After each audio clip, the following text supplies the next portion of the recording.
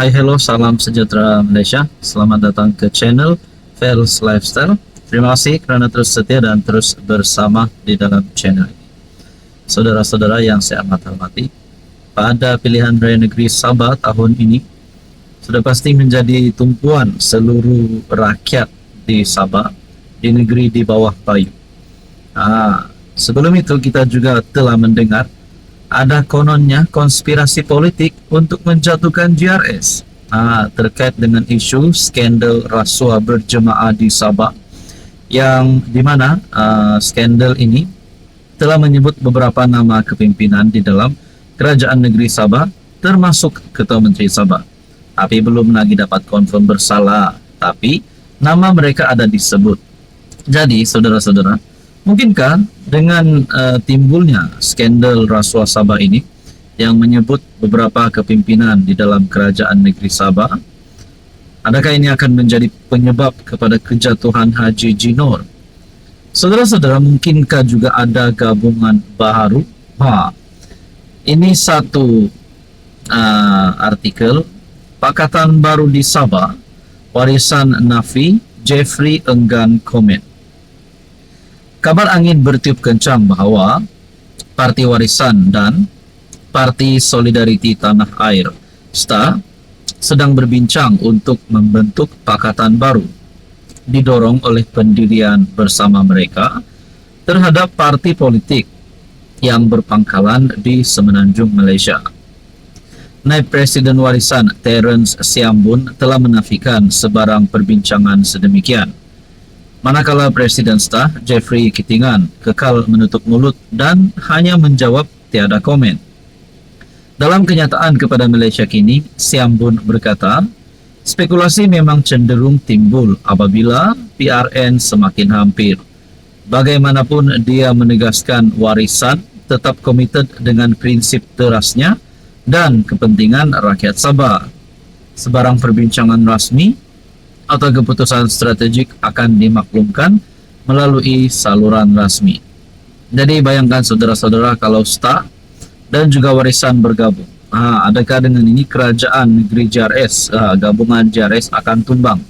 Seperti yang kita tahu, Jeffrey Kitingan sebagai timbalan Ketua Menteri Sabah, adakah beliau akan meninggalkan Haji Jinor dan bergabung bersama Warisan?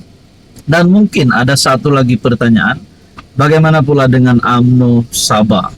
Adakah UMNO Sabah akan bergabung dengan Warisan dan sekaligus dengan STA, dan mungkin juga dengan parti-parti lokal di Sabah? Saudara-saudara, berkaitan dengan ini, apa komen Anda? Hai, hello, salam sejahtera Malaysia. Selamat datang ke channel Fels Lifestyle. Tuan-tuan dan puan, terima kasih kerana terus setia dan terus bersama di dalam channel ini. Sebelum ini kita sudah seringkali mendengar berkaitan dengan titah edendum. Semakin panjangnya cerita ini, sehingga ramai bos-bos besar politik, tidak kira daripada pembangkang, daripada kerajaan, telah menyuarakan pendapat masing-masing. Tapi apa yang paling penting di dalam perkara ini adalah antara respon ataupun titah yang paling kita nantikan adalah daripada Sultan Pahang sendiri. Satu perkongsian daripada Harapan Daily, Sultan Pahang titah, jangan bahas lagi titah edendum, hormat undang-undang. Sultan Pahang Al-Sultan Abdullah Riayatuddin Al-Mustafa Bilasha bertitah agar semua pihak tidak lagi berterusan membahaskan soal titah edendum. Paduka Baginda menegaskan bahawa ia telah berada di bawah proses undang-undang dan semua pihak perlu menghormatinya.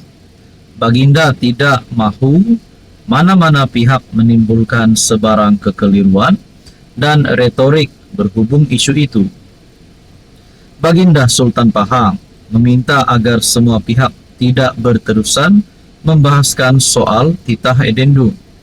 Dalam soal titah edendum, bahwasanya perkara ini adalah berada dalam bidang kuasa pihak yang bertanggung jawab dan berintegriti.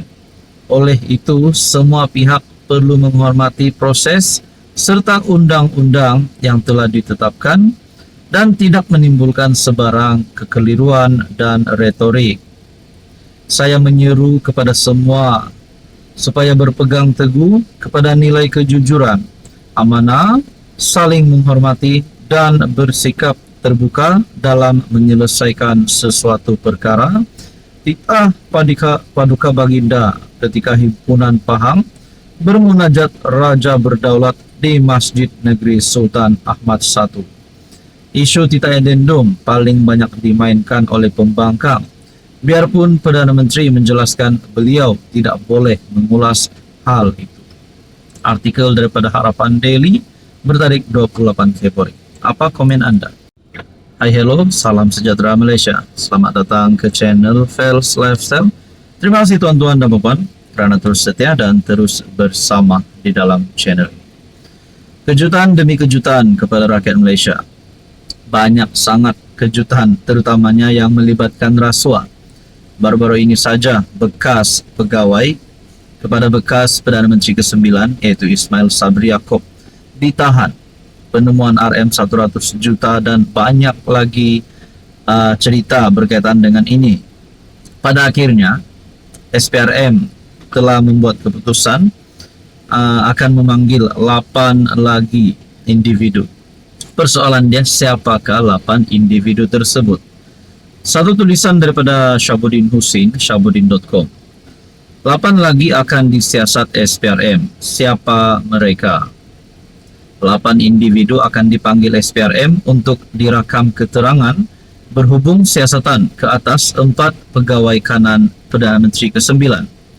Ketua Pesuruhjaya SPRM Tan Sri Azam Baki berkata 8 saksi itu akan dipanggil bagi membantu siasatan dalam tempoh terdekat. Persoalannya, kalaulah 8 individu ini adalah pemimpin UMNO, yaitu Kem Ismail Sabri ketika Ismail Sabri menjadi Perdana Menteri ke-9.